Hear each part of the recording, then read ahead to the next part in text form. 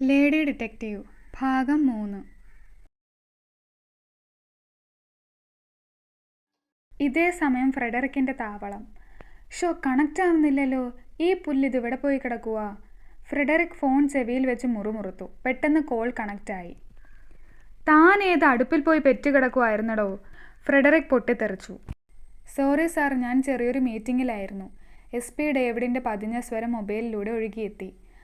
ആ, അതവിടെ നിൽക്കട്ടെ. അല്ല, എന്തായി മറ്റു പെണ്ണിൻ്റെ കാര്യം? അവൾ ലാൻഡ് ചെയ്തോ? സോറി സാർ, ആ വിഷയത്തെക്കുറിച്ച് ഞാൻ പിന്നെ ഒന്നും അറിഞ്ഞില്ല. പരനാറി, സത്യം പറയടാ. സത്യമാണ് സാർ, ഞാൻ എന്തിനു നുണ പറയണം? എനിക്കുമല്ലേ ഒരു കുടുംബം. സത്യമാണെങ്കിൽ തന്നെ ഞാൻ വെറുതെ വിടും. ഇൻ കേസ് അത് നുണയാണെങ്കിൽ താൻ നാളെ സൂര്യോദയം കാണില്ല. ഫ്രെഡറിക് ഫോൺ കട്ട് ചെയ്തു. അയാളുടെ മുഖം ദേഷ്യം കൊണ്ട് ചുവന്നിരുന്നു. ഓടിയെത്തിയ സാം ബോസിൻ്റെ ഭാവമാറ്റം കണ്ട് അമ്പരന്നു. ഫ്രെഡറിക് അവൻ്റെ മുഖത്തേക്കൊന്ന് നോക്കിയ ശേഷം ഇറങ്ങിപ്പോയി. ഇതേ സമയം നിരഞ്ജനയും ക്രിസ്റ്റീനയും നഗരത്തിൻ്റെ തിരക്കുകളിൽ നിന്നൊഴിഞ്ഞു നിൽക്കുന്ന മങ്ങാട് ഗ്രാമത്തിലെ ഒരു വാടക വീട്ടിലായിരുന്നു. അടുത്ത് മറ്റു വീടുകളില്ലാത്തതിനാൽ സ്വസ്ഥമായി കേസ് അന്വേഷിക്കാമെന്ന് പറഞ്ഞ് ക്രിസ്റ്റീനയാണ് ഈ വീട് സെലക്ട് ചെയ്തത്. അവളുടെ തീരുമാനങ്ങൾ തെറ്റില്ലെന്നറിയുന്നത് കൊണ്ട് നിരഞ്ജനയ്ക്കും എതിരഭിപ്രായം ഉണ്ടായിരുന്നില്ല. ക്രിസ്റ്റീന തൻ്റെ ലാപ്പിൽ തിരക്കിട്ടെന്തോ ചെയ്യുകയായിരുന്നു. തൊട്ടടുത്ത് നിരഞ്ജന ഇരിക്കുന്നു. അല്പസമയത്തിന് ശേഷം ക്രിസ്റ്റീന ലാപ്പ് മടക്കി വെച്ച് നിരഞ്ജനയ്ക്ക് അഭിമുഖമായിരുന്നു. ഇനി നമുക്ക് ആ കേസൊന്ന് റീവൈൻഡ് ചെയ്ത് നോക്കാം. ഓക്കെ. ആദ്യം ജോൺ മാത്യുവിൻ്റെ അപകട മരണം, പിന്നീടുണ്ടായ സംഭവ വികാസങ്ങളാൽ അതിനെ നമുക്കൊരു കൊലപാതകമായി കണക്കാക്കാം. യെസ്, ബാക്കി പറയൂ.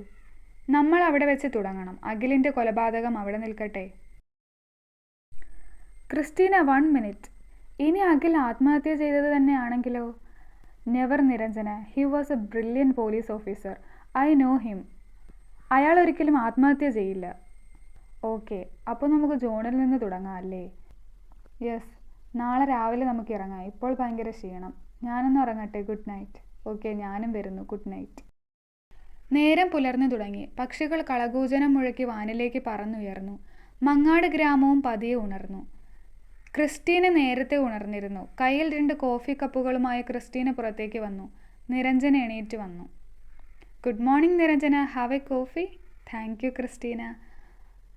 ഗെറ്റ് റെഡി ഫാസ്റ്റ്, നമുക്ക് കേസ് തെളിയിക്കണ്ടേ? I am ready. Okay, now let's go. നിരഞ്ജനയും ക്രിസ്റ്റീനയും പുറത്തേക്ക് നടന്നു. തങ്ങൾക്കായി നിർത്തിയിട്ടിരുന്ന ഇന്നോവ ക്രിസ്റ്റയിൽ കയറി. ആ വാഹനം അവരെയും കൊണ്ട് മുന്നോട്ട് കുതിച്ചു. അരമണിക്കൂറിനകം അവർ ജോർഡൻ പാലത്തിനെത്തി. അവിടെ വെച്ചായിരുന്നു ജോൺ മാത്യു അപകടത്തിൽപ്പെട്ടത്. നിരഞ്ജനയും ക്രിസ്റ്റീനയും വാഹനത്തിൽ നിന്നിറങ്ങി. ഇരുവരും ചുറ്റും കണ്ണോടിച്ചു. ആ പാലം വിജനമായ ഒരു പ്രദേശത്തായിരുന്നു നിന്നിരുന്നത്. അടുത്തെങ്ങും ഒരു ഈച്ചക്കുഞ്ഞിനെ പോലും കാണുന്നില്ല. ഇരുവരുടെയും മുഖത്ത് നിരാശ കരിനിഴലുകൾ വീഴ്ത്തി. ദാ അങ്ങോട്ട് നോക്ക്. പെട്ടെന്നാണ് ക്രിസ്റ്റീന മുകളിലേക്ക് കൈ ചൂണ്ടിയത്. നിരഞ്ജന മേലോട്ട് നോക്കി. അവളുടെ മുഖത്തൊരു പുഞ്ചിരി വിരിഞ്ഞു. ഗ്രേറ്റ് ക്രിസ്റ്റീന, നിന്റെ നിരീക്ഷണ പാടവം അപാരം തന്നെ. Thank you. അവിടെ വലിയൊരു വടവൃക്ഷത്തിൻ്റെ ഇലച്ചാർത്തുകൾക്ക് അപ്പുറത്ത് പെട്ടെന്നൊന്നും ആരുടെയും കണ്ണിൽ പെടാതെ നിൽക്കുന്ന CCTV ക്യാമറ. അതവരെ നോക്കി പുഞ്ചിരിക്കുന്നത് പോലെ നിരഞ്ജനയ്ക്ക് തോന്നി. കമോൺ ക്രിസ്റ്റി, നമുക്ക് ട്രാഫിക് യൂണിറ്റിൽ പോയി ആ ദിവസത്തെ വിഷ്വൽസ് കളക്ട് ചെയ്യണം. Okay, but there is a condition Niru. നീ IG വിളിച്ച് കൺട്രോൾ റൂമിൽ നിന്നും വിശ്വസ്തരായ 2 ആളെ വിട്ട് വിഷ്വൽസ് കളക്ട് ചെയ്ത് തരാൻ പറ. 2-3 ദിവസത്തെ എടുത്തോ, ആർക്കും സംശയം തോന്നരുത്. എതിരാളികൾ ശക്തരാണ്. അവർക്ക് എന്തായാലും പോലീസ് ഡിപ്പാർട്ട്മെൻറ്റിലും പിടികാണും. സോ നമ്മൾ പോകുന്നത് ആത്മഹത്യപരമാവും. നമുക്ക് മറഞ്ഞിരുന്ന് കളിക്കാം. Great, thank you Christy, it's a nice idea. ഞാൻ IG കോൾ ചെയ്യട്ടെ. ജാമോർ തുരുത്തിലെ ഫ്രെഡറിക്കിൻ്റെ താവളം. ഫ്രെഡറിക് സോഫയിലിരിക്കുന്നു. മുമ്പിൽ തന്നെ സാം നിൽപ്പുണ്ട്. എന്തായി സാം, താൻ അന്വേഷിച്ചോ? ഫ്രെഡറിക്കിൻ്റെ ശബ്ദം ഉയർന്നു. യെസ് ബോസ്, ഡേവിഡ് പറഞ്ഞത് സത്യമാണ്. ഡിപ്പാർട്ട്മെൻറ്റിൽ IG ഒഴിച്ച് മറ്റാർക്കും ആൾ ആരാണെന്ന് അറിയില്ല. അപ്പോൾ IG ഇട്ടൊന്ന് പണിയേണ്ടി വരും. ഇപ്പോൾ തന്നെ വേണ്ട, ഒരാഴ്ച വെയിറ്റ് ചെയ്യാം. എന്നിട്ടും ഒന്നും കിട്ടിയില്ലെങ്കിൽ IG 2 കാലിൽ എണീറ്റ് നടക്കില്ല. ഫ്രെഡറിക്കിൻ്റെ ചുണ്ടിൽ ക്രൂരമായൊരു പുഞ്ചിരി വിടർന്നു. സാം എല്ലാം തലകുലുക്കി സമ്മതിച്ചു. 2 ദിവസങ്ങൾക്ക് ശേഷം നിരഞ്ജനയുടെയും ക്രിസ്റ്റീനയുടെയും വാടക വീട്. ക്രിസ്റ്റീന ലാപ്പിൽ എന്തോ ചെയ്തുകൊണ്ടിരിക്കുന്നു. നിരഞ്ജന കാര്യമായ ഏതോ കോളിലാണ്. Okay Jeevan, thanks for your help. പിന്നെ ഇക്കാര്യം മറ്റാരും അറിഞ്ഞിട്ടില്ലല്ലോ? Okay, then see you later. Call disconnect ആയി. നിരഞ്ജനയുടെ ചുണ്ടിൽ ഒരു പുഞ്ചിരി വിടർന്നു. അവൾ അകത്തേക്ക് ഓടി. ക്രിസ്റ്റി! എന്താ നിരു നീ കിടന്നാർക്കുന്നത്? ഞാൻ എങ്ങും പോയില്ല, ഇവിടെ തന്നെ ഉണ്ട്. ഡി കിട്ടി മോളെ, ആ വിഷ്വൽസ് നമ്മുടെ കൺട്രോൾ റൂമിലെ ജീവൻ മെയിൽ ചെയ്തിട്ടുണ്ട്. ഓക്കെ, ഇപ്പോൾ തന്നെ ചെക്ക് ചെയ്തേക്കാം. ജോൺ കൊല്ലപ്പെട്ട രാത്രി 12 AM. CCTV ദൃശ്യങ്ങൾ. വിജനമായി കിടക്കുകയാണ് ജോർഡൻ പാലം. താഴെ ജോർഡൻ നദി ശാന്തമായി ഒഴുകുന്നു. അങ്ങിങ്ങായി തെരുവ് വിളക്കുകൾ ആർക്കോ വേണ്ടി പ്രകാശിക്കുന്നു. പെട്ടെന്നാണ് ഒരു വാഹനത്തിന്റെ ഹെഡ്ലൈറ്റിന്റെ പ്രകാശം അവിടെ പരന്നു. തൊട്ടുപിറകെ അതിവേഗത്തിൽ ഒരു റേഞ്ച് റോവർ പാലത്തിലേക്ക് കുതിച്ചു കയറി. Stop Niru, just zoom. Niranjana visual zoom ചെയ്തു. നമ്പർ പ്ലേറ്റ് അവ്യക്തമായ സ്ക്രീനിൽ പ്രത്യക്ഷമായി. Yes, this is it. ഇത് ജോണിന്റെ വണ്ടി തന്നെ. Now continue. റേഞ്ച് റോവറിന് പിറകെ വലിയൊരു ലോറിയും പാലത്തിൽ കയറി. പെട്ടെന്ന് ലോറിയുടെ ഡ്രൈവിംഗ് സീറ്റിൽ നിന്ന് ഒരു കൈ പുറത്തേക്ക് നീണ്ടു. ആ കൈയിലിരുന്ന തോക്ക് 2 തവണ ഗർജിച്ചു. വെടിയുണ്ട ജോണിന്റെ വാഹനത്തിന്റെ ടയറിൽ തുളച്ചു കയറി. വാഹനം ഒന്ന് വെട്ടിത്തിരിഞ്ഞു. പിന്നെ പാലത്തിന്റെ കൈവരി തകർത്ത് റേഞ്ച് റോവർ പുഴയിലേക്ക് കൂപ്പുകുത്തി. ഓ മൈ ഗോഡ്, അപ്പോൾ ഇതൊരു വെൽ പ്ലാൻഡ് മർഡർ തന്നെ. ആ ലോറിയുടെ നമ്പർ നോക്കണ്ടേ? അത് വേണമെന്നില്ല നിരു. തീർച്ചയായും അതൊരു ഫേക്ക് നമ്പർ ആവും. ഏതായാലും ബാക്കി കൂടി പ്ലേ ചെയ്. തൊട്ടുപിറകെ ലോറിയുടെ ഡ്രൈവിംഗ് സീറ്റിൽ നിന്നും ഒരാൾ ചാടി ഇറങ്ങി. അയാൾ മൊബൈൽ എടുത്ത് ആർക്കോ ഡയൽ ചെയ്തു. കോൾ കട്ട് ചെയ്ത് അയാൾ പിറകിലേക്ക് തിരിഞ്ഞു. Zoom it. നിരഞ്ജൻ അയാളുടെ മുഖം സൂം ചെയ്തു. അത് ആരെന്ന് മനസ്സിലായതും അവൾ ഞെട്ടി. Christy, I know him. Who is that? New Delhi, Rose Avenue hotel. Indian തലസ്ഥാന നഗരിയുടെ മധ്യത്തിൽ തല ഉയർത്തി നിൽക്കുന്ന ആഡംബര ഹോട്ടൽ. സമ്പന്നരുടെ പറുദീസ. Room number 212. ആ മധ്യവയസ്കൻ ബെഡിൽ നിന്ന് എണീറ്റു. വാഷ് ബേസിനിൽ പോയി മുഖം കഴുകി. കണ്ണാടിയിൽ അയാളുടെ പ്രതിബിംബം തെളിഞ്ഞു. അയാളുടെ മുഖത്ത് എന്തെന്നറിയാത്തൊരു ഭാവമായിരുന്നു. തീക്ഷ്ണമായ കണ്ണുകൾ, നരച്ചു തുടങ്ങിയ മുടി. അയാൾ ടേബിളിൽ വെച്ച് തൻ്റെ മൊബൈൽ ഫോൺ എടുത്തു. ആർക്കോ ഡയൽ ചെയ്തു. പെട്ടെന്ന് തന്നെ അപ്പുറത്ത് കോൾ അറ്റൻഡ് ചെയ്യപ്പെട്ടു. ഫ്രെഡറിക്. ആ കരുത്തുറ്റ ശബ്ദം മുറിയിൽ മുഴങ്ങി. ഓഹോ, അപ്പം നീ നാളെ തന്നെ ഇങ്ങ് പോര്, വൈകരുത്. 2 ദിവസം കഴിഞ്ഞാൽ എനിക്ക് ഓസ്ട്രേലിയയിൽ പോവാനുള്ളതാ. ഓക്കെ. ഫോൺ കട്ടായി. അയാളുടെ മുഖത്ത് ക്രൂരത നിറഞ്ഞ ചിരി പ്രത്യക്ഷപ്പെട്ടു. Niranjana, your days are counted. അയാൾ പിറുപിറുത്തു. Yes, I know him. Who is that? His name is Rajan. അവൻ എൻ്റെ നാട്ടിലെ ഓട്ടോ ഡ്രൈവർ ആയിരുന്നു. And also he was my neighbour. Yes Niru, it's great. നമുക്കവനെ പൊക്കാം. എന്തെങ്കിലും സൂചന ലഭിക്കാതിരിക്കില്ല. ഓക്കെ. അല്പസമയം കഴിഞ്ഞ് ജാമൂറിലെ ഹെലിപാഡ്. അപ്പാച്ചയുടെ പുതിയ മോഡൽ ഹെലികോപ്റ്റർ ആരെയോ കാത്തു കിടക്കുന്നു. അല്പസമയത്തിനകം ഫ്രെഡറിക് വന്ന് കോപ്റ്ററിൽ പ്രവേശിച്ചു. Sam, we can go now. Okay boss. മുരൾച്ചയോടെ കോപ്റ്റർ സ്റ്റാർട്ടായി. അത് പതിയെ മേലോട്ടുയർന്നു. അല്പസമയത്തിനകം മേഘങ്ങൾക്കിടയിൽ ആ വാഹനം മറഞ്ഞു. അല്പസമയം കഴിഞ്ഞ് Rose Avenue hotel. Frederick room number 212-ന്റെ മുമ്പിലെത്തി. അല്പസമയം എന്തോ ആലോചിച്ച് നിന്ന ശേഷം പതിയെ വാതിലിൽ മുട്ടി. അകത്തു നിന്നും ഒരു കാൽപെരുമാറ്റം അയാൾ ശ്രവിച്ചു. ആ വാതിൽ പതിയെ തുറക്കപ്പെട്ടു.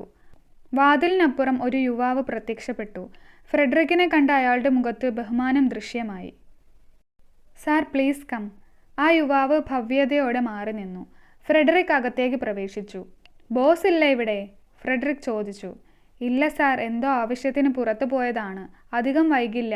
If you don't mind, please wait here. No problem, I will wait. Frederick സോഫയിലേക്കിരുന്നു. AC-യുടെ കുളിരിൽ അയാൾ കണ്ണടച്ചു. സമയം വൈകുന്നേരം 4 മണി. കാലേറി. ജോർഡൻ നദിയുടെ തൊട്ടടുത്തുള്ള പ്രദേശമായിരുന്നു കാലേറി. ആൾതാമസം ഇല്ലാത്ത ഒരു ഏരിയ ആയിരുന്നു അത്. ഏറെക്കുറെ ആ പ്രദേശം വനങ്ങളാൽ തിങ്ങി നിറഞ്ഞിരുന്നു. അതിനിടയിൽ പ്രേതാലയം പോലെ ഒരു കെട്ടിടമുണ്ടായിരുന്നു. നിരഞ്ജനയുടെ സ്കോർപിയോ ജോർഡൻ നദി കടന്ന് മുന്നോട്ട് കുതിച്ചു. പാലം കടന്ന ഉടനെ ആ വാഹനം ഇടത്തോട്ട് തിരിഞ്ഞു. കാലേറി എന്ന ബോർഡ് അവർക്ക് സ്വാഗതം അരുളാൻ എന്നോണം വഴിവക്കിലുണ്ടായിരുന്നു. വാഹനത്തിന്റെ പിറകിൽ ക്രിസ്റ്റീന ഇരിക്കുന്നു. അവൾക്കടുത്തായി ബന്ധിക്കപ്പെട്ട അവസ്ഥയിൽ രാജനും ഉണ്ടായിരുന്നു. ഉച്ചയ്ക്ക് വീട്ടിൽ വെച്ചാണ് രാജനെ അവർ പൊക്കിയത്. ഭക്ഷണം കഴിക്കാനായി വീട്ടിൽ വന്നതായിരുന്നു അയാൾ. ആദ്യം വരാൻ തയ്യാറാവാതിരുന്ന അയാളെ ബലം പ്രയോഗിച്ചാണ് അവർ കീഴടക്കിയത്. കരാട്ടെ ബ്ലാക്ക് ബെൽറ്റ് ആയിരുന്ന ക്രിസ്റ്റീനയ്ക്ക് രാജനെ കീഴ്പ്പെടുത്താൻ വലിയ പ്രയാസം നേരിടേണ്ടി വന്നില്ല. നിരഞ്ജനയുടെ സ്കോർപിയോ കാലേറിയിലെ ബംഗ്ലാവിന് മുന്നിൽ ബ്രേക്കിട്ടു. നിരഞ്ജനയും ക്രിസ്റ്റീനയും പുറത്തേക്കിറങ്ങി. രാജനെ വലിച്ചിറക്കി അവനുമായി അവർ ബംഗ്ലാവിൻ്റെ അകത്തേക്ക് നടന്നു. കാലേറിയിലെ ബംഗ്ലാവിനകത്ത് ഇരുൾ നിറഞ്ഞ മുറി. ചെറിയ നിയോൺ ബൾബ് അകത്ത് പ്രകാശിക്കുന്നു.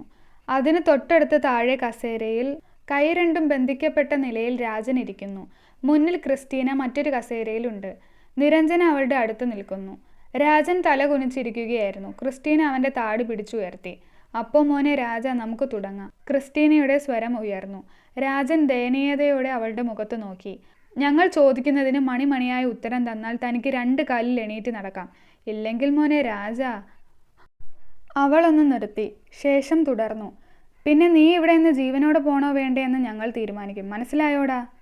രാജൻ തലയാട്ടി. "അപ്പോൾ തുടങ്ങാം. നിനക്കൊരു ജോൺ മാത്യുവിനെ അറിയുമോ?" "ഏത് ജോൺ മാത്യു?" രാജൻ്റെ മുഖത്ത് അമ്പരപ്പ് ദൃശ്യമായി. "തനിക്കറിയില്ല അല്ലേ? താൻ ആ പേര് ഇതുവരെ കേട്ടിട്ടുണ്ടോ?" അവൻ നിഷേധാർത്ഥത്തിൽ തലയാട്ടി. പെട്ടെന്ന് ക്രിസ്റ്റീന മുഷ്ടി ചുരുട്ടി ഒറ്റയിടി. തൻ്റെ മൂക്ക് ചുളുങ്ങിയതുപോലെ തോന്നി രാജന്. "തനിക്ക് അറിയില്ല അല്ലേ? എങ്ങനെ പറയിപ്പിക്കണമെന്ന് എനിക്കറിയാം."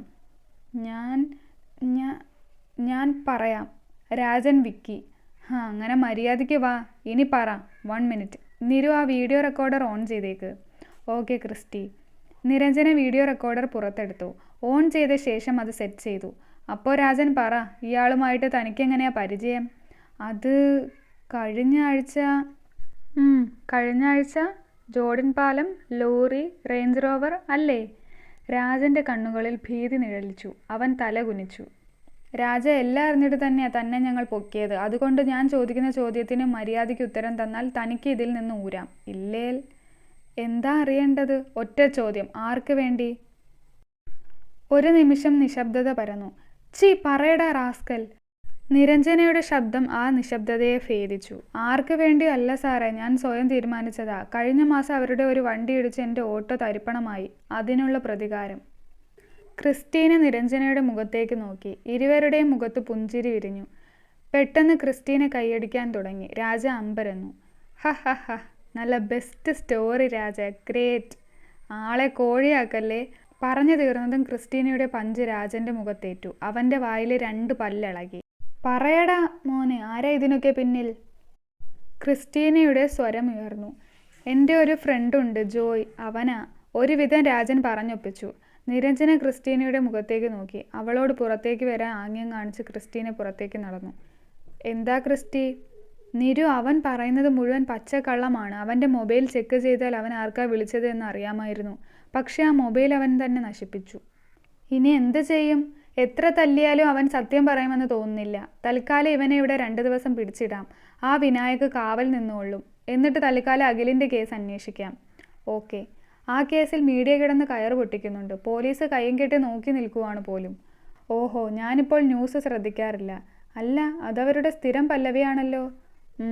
സോ എന്താ ചെയ്യുന്നത്?" "പതിവ് പോലെ തന്നെ സ്ഥലം വിസിറ്റ് ചെയ്ത് തുടങ്ങാം." "ഓക്കെ." ഇരുവരും പുറത്തേക്കിറങ്ങി. അവിടെ പാർക്ക് ചെയ്തിരുന്ന സ്കോർപിയോയിൽ കയറി. നിരഞ്ജനയുടെ കാലുകൾ ആക്സിലേറ്ററിൽ അമർന്നു. അവരെയും കൊണ്ട് ആ വാഹനം ലക്ഷ്യസ്ഥാനത്തേക്ക് കുതിച്ചു പാഞ്ഞു.